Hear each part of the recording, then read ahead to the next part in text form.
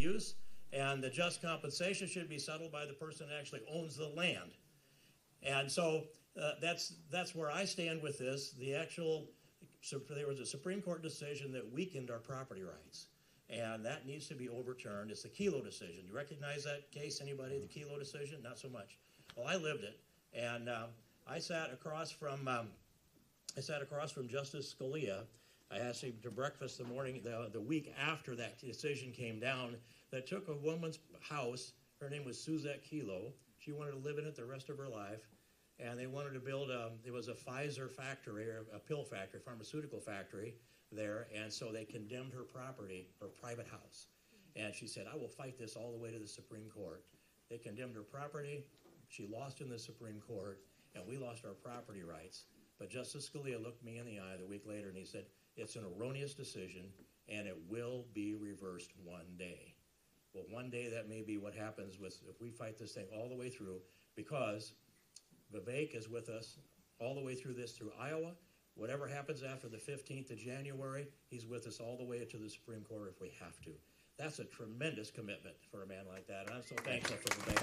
Thank you. Yeah, thank you. So, I just want to bring, I'm really loving this group we have. Vivek is the man that can lead this country where it needs to go. Please welcome the next President of the United States, Vivek Ramaswamy. Thank you, sir. I'm loving this. This is good. Where's Candace? She's back over. Okay. Give this man a round of applause for being a true patriot for this country. He's gone through a lot, and is standing for truth through all of that. And I've been proud to have Steve's endorsement. And we're actually going to be joined by our other friend, Candace Owens, who's just catching up with us, too. So she'll be here in just a moment. So we'll take questions from all of you. But let me just kick this off with getting right into why I'm in this and what we need in this country. Cut right into it. Steve, you're free to stay up here with me. We can take questions together. Arlo, you're going to the next event soon, so that's good. Candace, come on up here. Here we go. Get up here, Candace. Give Candace Owens, my friend, a round of applause. It's good to see you, Candace. You want to say anything to everybody before we get started? I do, actually. So I obviously, for you guys that follow me, just had a baby 7 weeks ago. And thank you. 3 under 3, a little bit crazy, but the reason I'm bringing that up is because what woman in their right mind would get up and go to a campaign event 7 weeks after they had a child? This is that important to me, and I think it is the reason that I am driven to be out here. When Vivek called me and asked me to come, I was like, I just had a foot surgery, I'm not walking, I'm postpartum, but I need to be there because I'm worried about the future of this country for our children.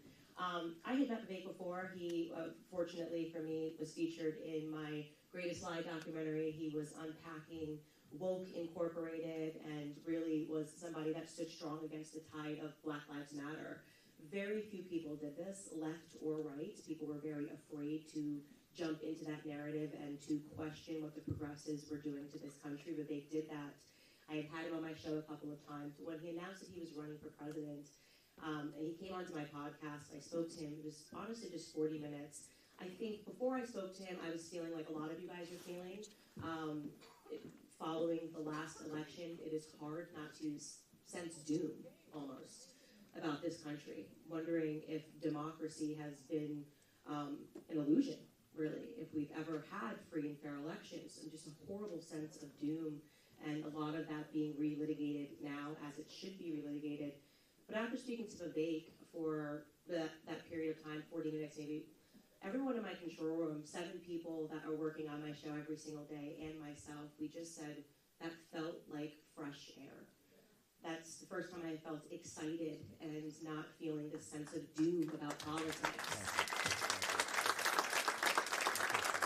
I think there are a few things that Vivek has on his side. First, there is his youth, so he's naturally more excited, and he hasn't been through the DC ringer, so he's not cynical. He is able to articulate a vision for this country that is clearer than I have ever seen any person that has run for any office ever in the history of my life. I'm 34 years old, and so I just think he's absolutely brilliant. I think that he speaks truth to power, which a lot of people are afraid to do once they start taking money from donors. I've become cynical seeing it in politics, people saying things that they don't believe because they've taken money from somebody. Vivek is not taking he is his own biggest donor. And so he has the freedom to say the truth and to represent us in a way that I think most people just end up selling their souls. So I'm very proud to support Vivek. It feels like I am supporting the future of this country. That's so kind. Thank you. Thank you. I appreciate that, and I'm not somebody who goes out and seeks, endorsements and plays that game or seeks mega donors, but the people who I'm here to stand with today, I'm proud of people like Steve King and Candace Owens. One of the reasons I'm proud to spend time with the people we are is these are people who have stood up to the mob in their own way. We all understand how the media will paint somebody as different than the truth of what they're saying, and now I understand what that looks like this year with what they're doing to me in this candidacy. But those are the kinds of people it's going to take to revive this country. And I'll just open this up before we open it up to all of you to take questions is, what are the two things I stand for as your next president? We say America first. It's great. I'm an America first conservative. But what does that mean? I think it just comes down to two basic things. Not asking a lot here. It's not Republican or Democrat or black or white. Forget all of that. Two basic ideas that we fought a revolution to secure in this country. Number one is we the people create a government that is accountable to us, not the other way around. That the people we elect to run the government should run the government. It's not too much to ask. And yet that isn't the case today. Today it's the three-letter agencies that actually run the show, the deep state, the permanent state. That is what the swamp is. And if you actually want to drain the swamp this time, actually gut the deep state this time, there's going to be nobody that gets that job done better than I do. We're going to get in there on day one and fire 75% of all federal bureaucrats. That is how you drain the swamp. That's how you get serious about it. We're going to get in there on day one and shut down government agencies that shouldn't exist. FBI, ATF, CDC, U.S. Department of Education. We're not just massaging it around the edges. We're getting in there and shutting it down. That's how you revive this republic. If I can't work for you for more than 8 years as your next president, I think it's a good thing, by the way. Neither should any of those federal bureaucrats reporting into me either.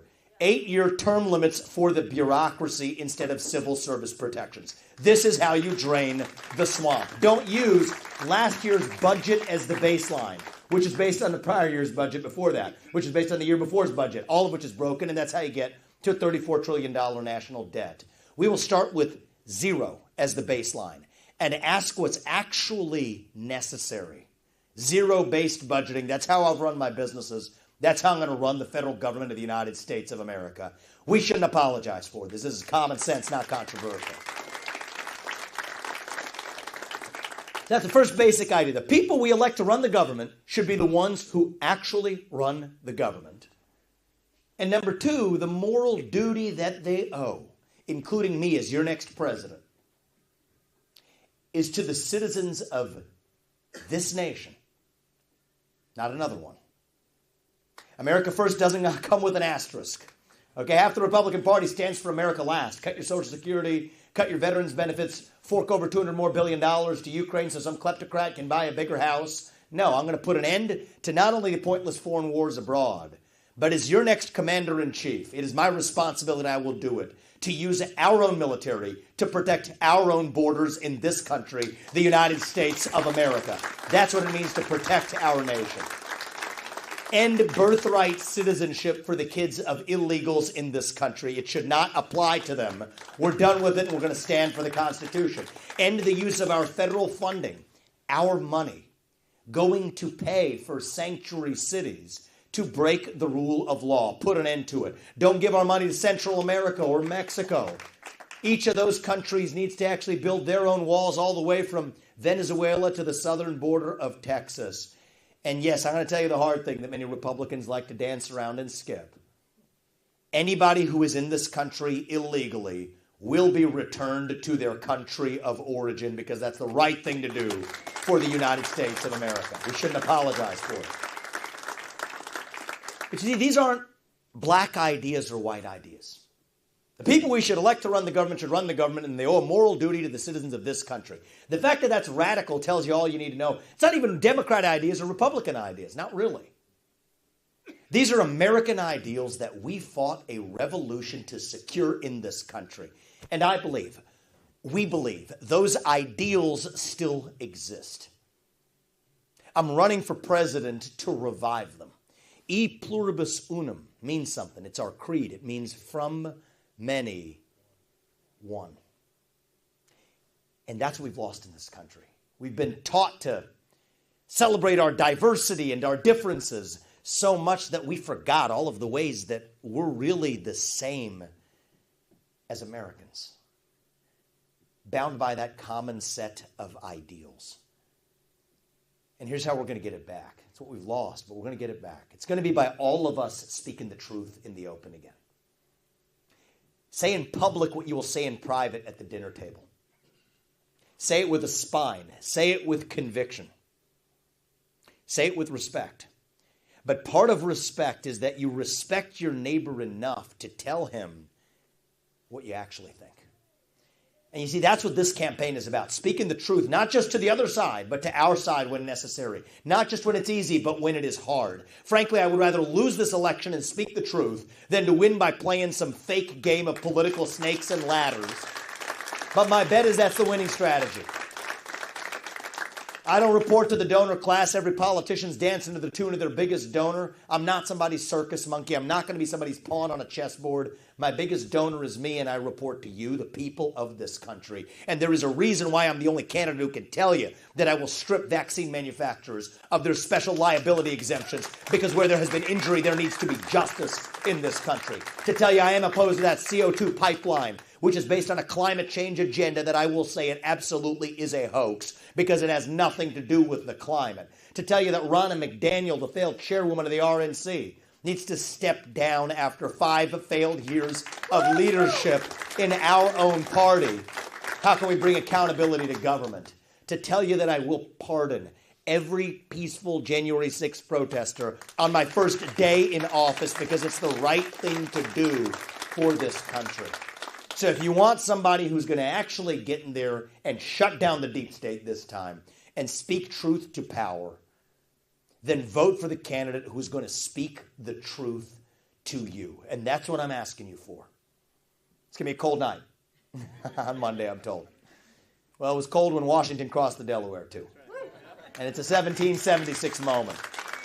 And so I'm asking you guys to brave the cold and whatever else you need to. I'm asking you to do this for our country. Come out on January 15th. I'm asking you for your vote. Take the few days between now and then. Bring everybody else here in Scott County out with us. I came out to see the Scott County Republican women years ago, long before I knew I was doing this, when I wrote that first book, Woke Inc. It is good to be back here. We started the campaign here. We started actually my own journey into public life right here. I want Scott County to help pull us over the finish line here in Iowa. And if you guys do your part, I'm going to do mine to make sure our best days are ahead of us. Thank you, guys.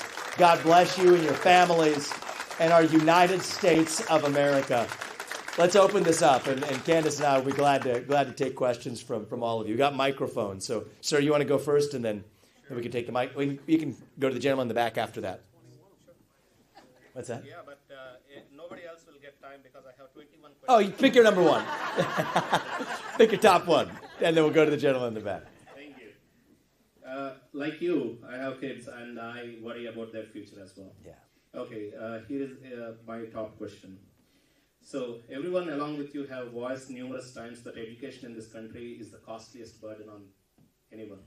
So I feel that that is the reason we have less number of highly qualified people. Particularly, the cost of becoming a doctor is much, much more than any other fields. What can be done to make it easier to get more skilled workers faster in this country? Interesting. I think the first thing I would say is, great question. We're going to go quick to get to as many questions as possible because I could go all day on this one. I will shut down the Department of Education. Let's start with that. That's an $80 billion budget. Kill the head of the snake. And use the money more effectively, foremost to put it to the states and to the people so every parent is actually able to choose where they send their kids to school, which we don't have today. Get that done. That's a civil rights issue of our time. That not only brings down the cost by draining the bureaucracy, it improves the quality of what every family is able to get for their kids. And just as it relates to the K through 12 piece of this, I'd also say get rid of the teachers' unions while you're at it, the public teachers' unions, so they can actually compete with private and charter schools. And if you're going to teach it in the classroom, put it on the internet. And if you don't want to put it on the internet, don't teach it in the classroom. As K through 12, shut down the Department of Education, give the money back to the states and the people. But as it relates to higher education, which is a big part of where we've tilted the scales away from people gaining useful skills, what we've done is the Department of Education also tips the scales to 4-year college degrees. Gender studies major in California or whatever, take on some debt while you're at it and some subsidies from the federal government without doing a thing for people who actually want to go through 1 or 2 year vocational programs to become a welder or a carpenter or a mechanic or a plumber or a builder, all of which, or an electrician, all of which we have shortages of in this country, which create a labor supply shortage, which in turn leads to not only a shrinking economy, but a loss of self-confidence among the people who are unable to apply the skills they gained in their college education, saddled with college debt that actually isn't giving them a head start in the American dream at all. And so that's, I think, the link between education. The only other thing I would say with respect to the skilled worker shortages, stop using our taxpayer money to pay people more money to stay at home instead of to go to work. It's not good for anybody. It's not good for the economy. It's not even good for them. Sit in your parents' basement playing video games, smoking pot, that's not actually good for depression or anxiety either. And so these things go together between education and economy and the mental health epidemic in our country. We as a government are paying for it. You got $34 trillion in national debt. I will stop using our taxpayer money to pay people to do the exact opposite of what's best for them. Pay single mothers more money not to have a man in the house than to have a man in the house. Pay people more not to go to work than to go to work. Pay people more not to repay their student loans than to repay their student loans. Go to Kensington, the inner city of Philadelphia. The aid programs that we're funding, I've seen it with my own eyes, giving away crack pipes and needles in the name of helping people. That's not compassion, that's cruelty. And that's how you fight our national debt, and that's how you also revive this economy, and that's how I'm going to lead. Thank you, sir. I appreciate that. Go to the back there. Hey, thanks. I'm a precinct captain for you now. Thank you, brother. I appreciate that. You're going to bring this home for us. So this was from last time I didn't get to ask you. The stance on the 2A, how would you implement things to protect both citizens and businesses, FFLs alike, from government overreach, registration and confiscation, along with how would you limit the government and the state's ability to wealth class the population out of gun ownership, as well as our ability to follow the laws due to vague laws and arbitrary rulemaking? Sure. I'll answer the case. If you want to jump in here, this might, I don't know, anytime, just jump on in here because I think that we both have views on this. The Second Amendment's the one amendment that protects all of the other ones, period. We don't have this to protect, it's not for sport, shooting, and hunting.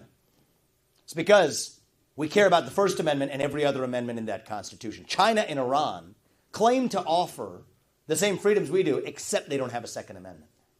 Black Americans did not enjoy their civil rights in this country until they also enjoyed Second Amendment rights after we fought a civil war for it. The first anti-gun laws that were passed were actually passed to keep them out of the hands of black Americans. And even the Dred Scott case, which said that black people couldn't be citizens before the Civil War, was based on the fact that the Chief Justice of the Supreme Court said that, although that would allow black Americans to own guns. So that says the Second Amendment is inextricably linked to all of our other constitutional rights. And you know what? A nation of sheep, which is what I worry we're becoming, that's what breeds the government of wolves. The Second Amendment's all about keeping that government at bay. That is what this is about. And so we cannot stand for any infringement or encroachment on the ultimate protection. Now, I get the pushback I get on this is, and it's sad what happened in Perry just about a week or so ago. I was in Perry that morning as we saw the ambulances and the helicopters come in, and we held a prayer session for the community. If we really want to get serious about protecting our children in schools, Candace is a parent, I'm a parent. I don't think any parent should have to think twice about sending their kids to schools for fear of a school shooting. Let's actually get serious about it. 3 armed security guards in every school across this country for a tiny fraction of the Department of Education budget. And then deal with the mental health epidemic. Bring back the psychiatric hospitals that we closed because of pharma industry lobbying is why we closed them. Bring them back to deal with the mental health epidemic, and that's how I'm going to lead. If you want to add anything to that, Candace? No, that's great. Yeah, thanks. You in favor of that? Yeah, I'm very much in favor of it. I'm very passionate about the mental health stuff, and I think that every time a school shooting happens, I was actually in the parking lot with the recent national shooting that took place at an elementary school. And I've lived a couple of blocks away from it. It was absolutely traumatizing. And what I've said for every school shooting is that we aren't having a real conversation. We keep talking about guns. No one's talking about big pharma, mental health. No one tells you what's in their medicine cabinet. And so until we can get to the center of what's really happening in this country, they constantly want to talk about guns, but really what's happening is we have a bunch of directionless children that are coming up. They're growing up on social media. They have no meaning and no purpose, and they think that they can make a name for themselves in the most drastic and disgusting means possible. And we are never looking at big pharma after, even if we learn that they were on certain psychotic drugs. So there's a much wider conversation that needs to be had. In the meantime, obviously, what you are saying in terms of making sure that we are using the Second Amendment to protect children that are vulnerable is an absolute must. So, in a long-winded way, I agree. Yeah. No, thanks. Well said, too, Candace. Thank you. Yeah. I'm undecided at the moment. Thank you. But I would like to ask you, I'm going to try to shoot in two quickies. Sure.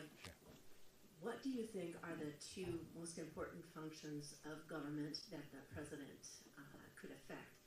And also, what are any legal barriers to firing 75% of the deep state? Sure. So the second question is an excellent one, because this is how they duped Donald Trump. They duped him. They said you can't fire those employees because of civil service protections, which say that, I don't know, if you work at the SEC, I can't fire you because we disagree on the Second Amendment. Those civil service protections only apply to individual firings. That's the purpose of them. They do not apply to mass firings. Mass firings are absolutely what I am bringing to the DC bureaucracy. So it takes a president who understands the law to use it in our favor. Okay, they told him you can't shut down government agencies because that requires Congress. Read the law. Under existing law, the U.S. president, if it promotes efficiency of operations in government, or if it eliminates redundant agencies, can shut down those agencies. Take the FBI. I'm the only candidate in this race. I'm not telling you I'm going to build another big building for the FBI. I'm not going to tell you just fire Christopher Wray. No, I'm going to shut it down, and here's why. Take those 20,000, there's 35,000 employees at the FBI. 20,000 of them are back office bureaucrats at the J. Edgar Hoover building. That's still what they call it, for God's sake. They're going to go home and find honest work in the private sector, period. 15,000 of them are cops, investigative agents on the front lines. We will move them to the U.S. Marshals, which has actually been far more effective in fighting child sex trafficking rings and even the fentanyl epidemic. We'll move them to the Financial Crimes Enforcement Network at the U.S. Treasury to go after the future FTXs and SBFs and financial fraudsters of the world, with greater actual ability to do so, specialization to actually prosecute the crimes that we're failing to prosecute in this country, but making up new crimes to prosecute from everybody from Donald Trump to concerned parents who show up at school board meetings calling them domestic terrorists. That's at once how you end the corruption, do it in a way that improves effectiveness, and most importantly, do it within the bounds of the law, because, as I told you, if it's a redundant agency, as I told you with the U.S. Marshals and the other agencies, I can tell you the FBI is redundant. That's the legal basis for doing it. And I'll tell you, the current Supreme Court agrees with me 6-3 on everything I'm telling you. And so will I get sued for it? Yes, we will. That's a good thing, because then we take it to the Supreme Court, we win, we codify that in judicial precedent, then the next president who comes after me won't have his hands tied in the same way. And I think thank you, I appreciate that. That's how we're going to do this. And I just want to say a word about the choice that you have to make. If you don't mind me asking, well, I'm always a big fan of candor. Who are you considering at this moment? DeSantis, okay, got it. I was just wondering with Donald Trump, but DeSantis, it depends on whether you want to, depends on what your belief system is about shaping the administrative state. DeSantis' position on this is fire Christopher Wray. I believe that's an optical illusion designed to appease you, and in Ron's sense, I think he kind of believes that that would do the job too. It doesn't work when you have an 8-headed hydra and you just cut off one of the heads. It grows right back. You have to gut the beast at its core. So I don't believe Fine Christopher Wray is going to do a darn thing. You get James Comey 2.0 right after that, and the charade goes on, the beat goes on. We have to actually do something that we've been unwilling to do, and every professional politician, when they get there, is unable to do. is to actually get in there and shut it down. I've been a chief executive of companies. I'm an entrepreneur. I've built multi-billion-dollar businesses from scratch. I understand that if somebody works for you and you cannot fire them, that means they don't work for you. It means you work for them because you're responsible for what they do without any authority to actually change it. And when it comes to the president at the top, I see a role for Ron DeSantis in the future of our country. I do. But when it comes to the person at the top, it has to be somebody with an independent vision for what's right, not just going with the best of what the establishment wisdom has to offer. We live in a 1776 moment. Okay, and I think it's going to take somebody with fresh legs from the outside to actually revive those 1776 ideals. If an existing politician were going to get that job done, we wouldn't be where we are today. And so if there's one president who's going to actually get in there, not just reform the deep state, because reform is not a possibility. That's an oxymoron. Actually shut it down. There's nobody in this country and certainly nobody in this race that will get that job done in the way that I will. And if you think that's going too far or too extreme, I'm not your candidate. But if you believe with me that there's 3 branches of government in the United States and not 4, that the people who we elect to run the government should be the ones who actually run the government, that we the people create a government that is accountable to us, not the other way around, and we have to eliminate the bureaucrats who have come in between our self-governance promise of the American Revolution, then nobody's going to get that done in the way that I will, and that's why I'm going to ask for your vote. Thank you. I appreciate it. Thank you. We'll go right there and then right. We'll actually start right there since you're right over there, and then we'll come up to you. A year ago, my mom was killed by the poison shot. She got fully boosted, and it got turbo cancer, died in 100 days. Would you do the opposite of Joe Biden and make it off the market? I mean, we all knew there was hydroxychloroquine and ivermectin and other things. This was about money, control, and depopulation, in my belief. Would you get rid of the shot? Because people are still gullible enough, like my mom was, to take it. So here's what I would do. First of all, I mean, we need people in this country. We've become a nation of sheep. That's what we've become. And a nation of sheep eventually gets what we eventually deserve. We have to think independently. I mean, I want to congratulate Candace for being one of the first people, before it was cool, to actually point out that we needed actual open debate about the merits of the vaccine. And we can blame Joe Biden or whoever else, but let's be honest. This is a bipartisan affair. Even dating back to, you know who the president was? I love Ronald Reagan, by the way, and I love Donald Trump. There's great presidents, but they've made mistakes. Reagan made the mistake of wrapping vaccine manufacturers with a special form of liability exemption, such that your family and countless families like yours, normally when you're injured by a product, you can sue the manufacturer, but somehow if they're a vaccine manufacturer, you can't. And so my view is everybody who's been injured deserves the ability to sue for their injuries, strip those special liability exemptions. And from Donald Trump to Ronald Reagan, any other Republican, I'm the only one standing for repealing those liability exemptions. The same thing I'll tell you with respect to actually people who were kicked out of our own U.S. military. Young men and women who wanted to serve this country, put their lives on the line, were told they couldn't do that unless they actually took the COVID shot. That was wrong, and I'm again the only candidate who has pledged as commander-in-chief to say every one of those individuals will be restored to their positions with 1.5 times back pay, because that's what it means to restore justice. So I can't change the past, but we can do what's right, and we can change this for the future. And what I'll say is I'm a medical choice absolutist. I believe that even if the FDA hasn't approved something, you should have the right to take it. Hydroxychloroquine on down to a lot of approvals for people with life-threatening diseases. They can't access those medicines because the failed drug administration lobbied for by Big Pharma is standing in the way. But just because the FDA has approved something should never mean that you're required to take it either. That's what true autonomy means in the United States, and that's what I stand for. Thank you, sir. And Candace, this is such right down your alley. Yeah, I'm probably the most passionate about this topic. Obviously, if you've read anything about me, they call me an anti-vaxxer because I was the first person who said, hold it here, and that's because personally, I was injured by the Gardasil vaccine, which is a totally different vaccine, but rolled out in a similar fashion, a fear campaign followed by everybody get it. And if you don't have bodily autonomy, you don't have freedom at all. If you don't have the ability to say, I don't know if I'm ready or I don't know if I want this, you don't have freedom at all. And what happened during COVID, first I want to say to you, I'm really sorry that you lost your mother. It's egregious. I view that as a government murder, that they're allowed to do that, and there's no recourse. It's just, oh, well, we got it wrong. They knew what they were doing. I think Big Pharma is one of the greatest evils that we face in this country. It is, in fact, a medical cartel, and our government working in lockstep, creating these bureaucracies, the CDC, the FDA, they're beholden to absolutely nobody, and when they get it wrong, they don't have to apologize.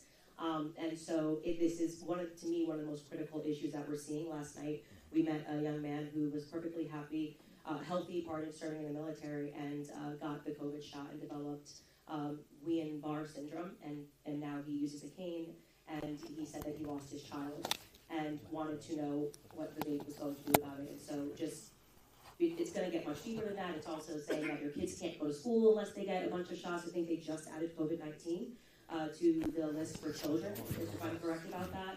And also, so it's a great evil, and it's going to take a lot of bravery for someone to stand up to it, because unfortunately right now we have more big pharma lobbyists in DC than we have congressmen. It is egregious, it is outrageous, and it, as I said, is one of the greatest evils. Forget the Mexican cartels you read about. The greatest drug cartel exists in America right now in plain sight. More profitable one, too. And it requires people to make independent decisions. And I'll just say on a first personal, that's why we've made the decision not to. Despite what the guidelines or anything say, we made the decision not to vaccinate our kids with the COVID-19 vaccine because it makes no sense. And it requires all of us to start thinking independently again. Sir, we'll come to you. Ms. Owens, thank you for coming. I actually told my wife yesterday, we were standing in our home office, and I said, hey, Candace Owens is coming. She was immediately in. She just said, yes, you gotta get tickets. I mean, I made her get the tickets online just to prove she wanted to come. So thank you very much for coming to Iowa. We appreciate you. Thank you so much. It's an honor to be here. Mr. Ramaswamy, I'm a veteran. I served in the United States Army for 9 years, deployed to Iraq once. Thank you. Part of the reason your campaign appealed to me is because you seem to have a reckless abandon for the idea of just saying what needs to be said. America needs that very much. And you're doing a great job. My question for you is, if your term was limited because you needed to do things to only one term, would you just fall on that grenade, so to speak? Would you just go hard for America just for that one term in order to serve our country? The answer to that question is yes, and I've thought deeply about this, right? In the same way that I don't covet this position now, and you can look at the life that this country has blessed us with, the fact that Apurva and I are raising a 3.5-year-old and a 1.5-year-old, the fact that she's a surgeon, a throat surgeon, saving cancer survivors, keeping her full-time job, making a difference for this country, building businesses. I can tell you, we're not doing this out of coveting this position. When I'm in there, I shouldn't be coveting a second term because that modifies what people end up doing in their first term. So I think it's important that we have a 2-term president. I expect to be one, but I'm not going to keep that in mind when I'm making the decisions that I'm making in that not only first term, let's talk about the first few months. This is when you're actually going to get the most done. And the thing I'm going to be able to do for you is most of the change I'm promising isn't I will go through Congress to do this, that, or the other thing.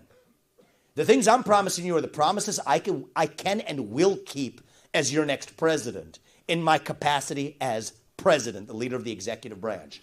Shutting down those federal bureaucracies, ATF, FBI, CDC, Nuclear Regulatory Commission, U.S. Department of Education. We get that started on day one.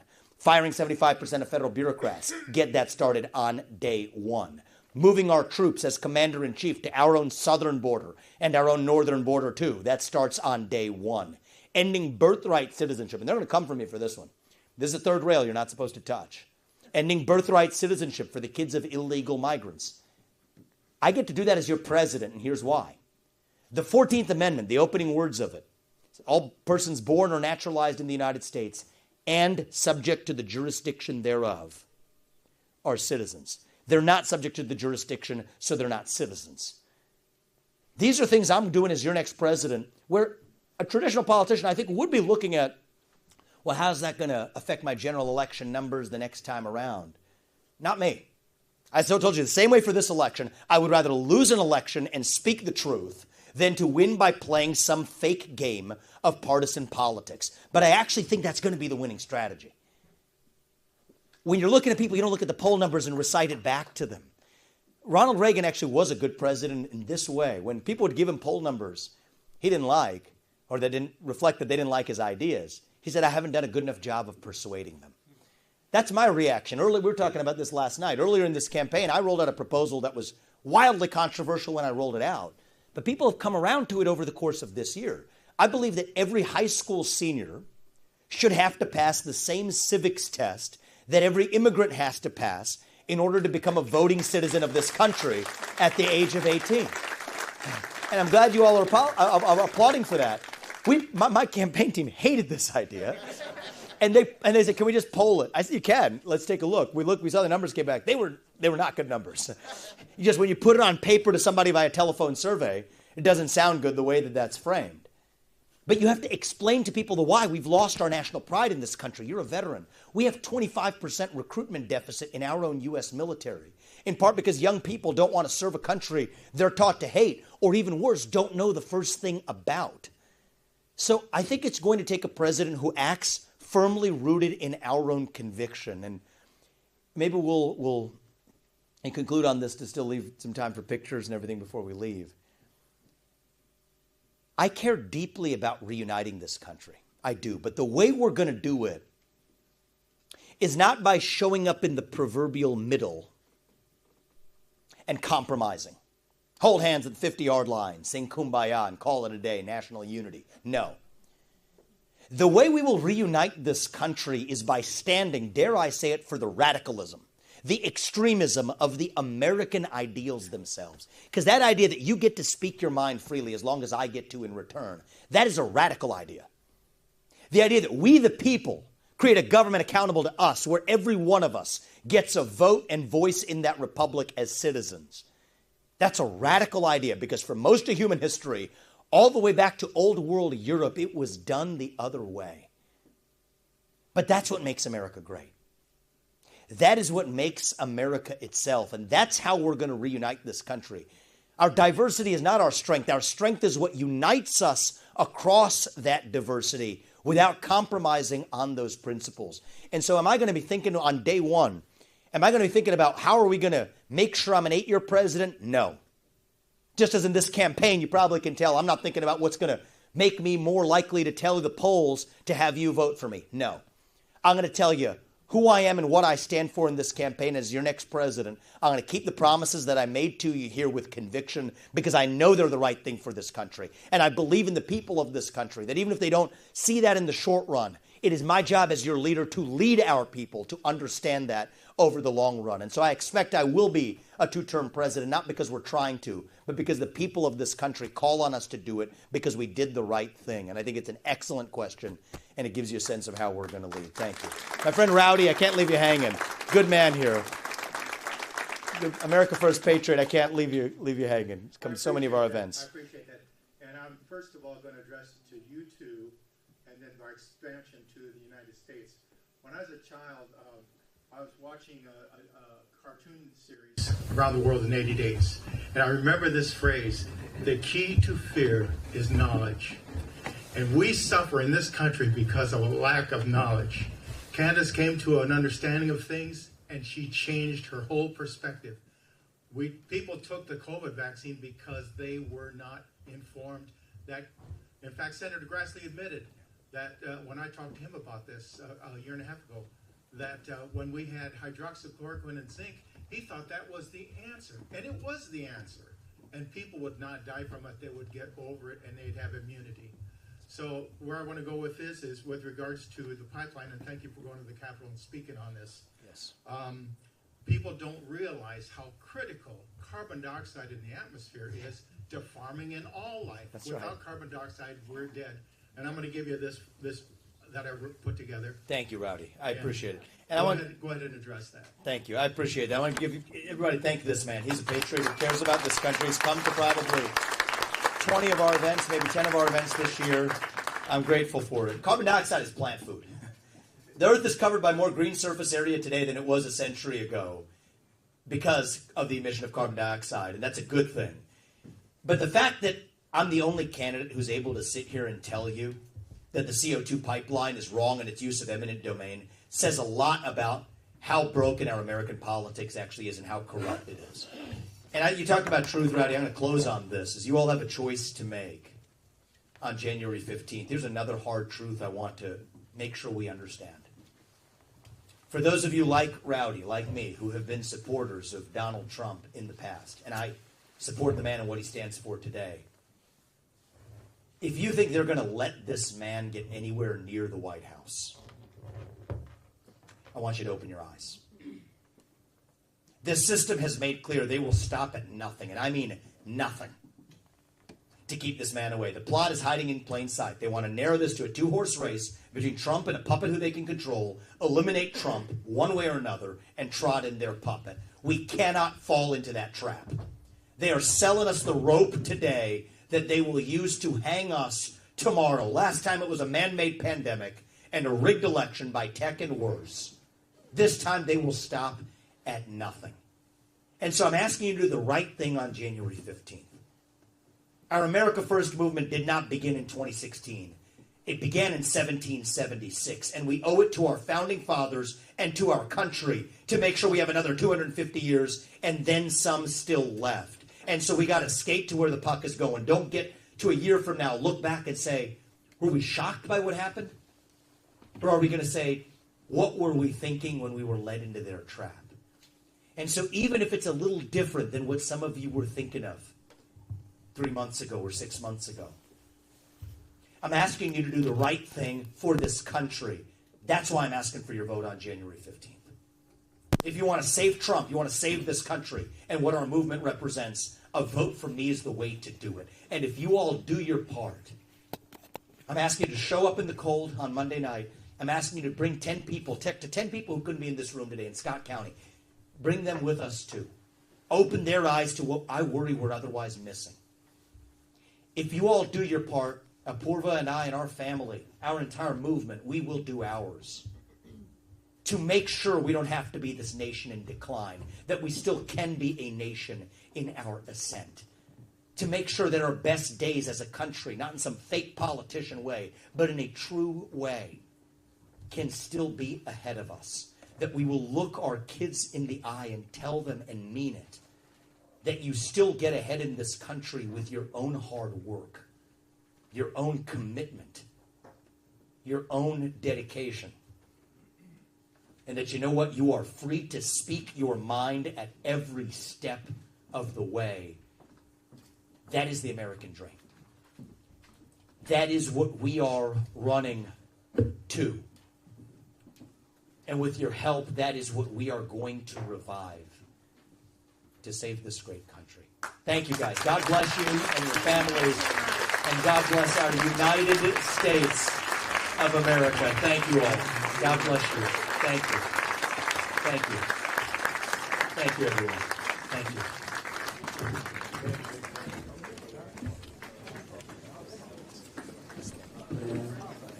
Hey guys, if you have a moment, we have staff around the building that have caucus cards. If you haven't signed up with us yet, please take a moment and fill one of these out so that we can help you find your precinct locations so that you can help support this movement. Thank you. Good to see you guys. Thank you. Thank you, guys. Persevere. Thank you. Persevere. We will. Absolutely. We're going to do this. I'll be giving the speech for you, Muscatine County. But, it is good, but I've got this, and I don't know if these guys want to look at that. Those are some of the things that I have. Excellent. Points that you want to share with it, they can prepare their I love that, actually. It's a campaign. That's really smart of you. Yeah.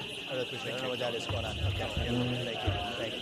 Thank you. Thank you, guys. I appreciate you guys. Thank you very much. Thank you. Thank you. You're doing amazing. We're going to do this, guys. We're going to do this. Good to see you again, brother. How are you, man?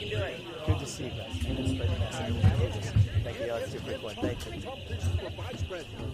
Let's just say that. I need to go to the. I need your vote on January 15th, and I'll do whatever's right for this country. I know, but listen, brother, you can be his savior, man, because.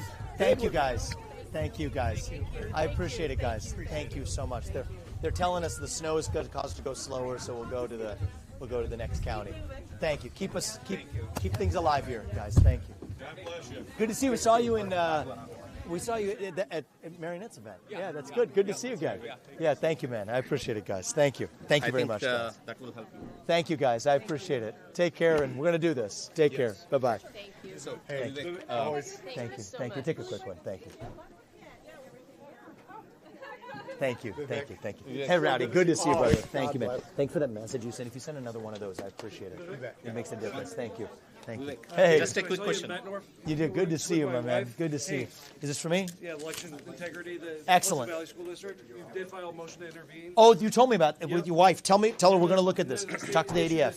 So, Thank you. Thank you. I appreciate what you and your wife are doing. Thank you, my man. I appreciate Vivek, it. what are you? Are you a medium or a large? A medium. Thank you. Is this for me? Oh my goodness, guys. It's for me. Thank you, guys. Some time to. That is so kind. Thank you, man. Yeah, like I Come to have the been Caucus. following you a lot, Yep. and you are wearing the same jacket. So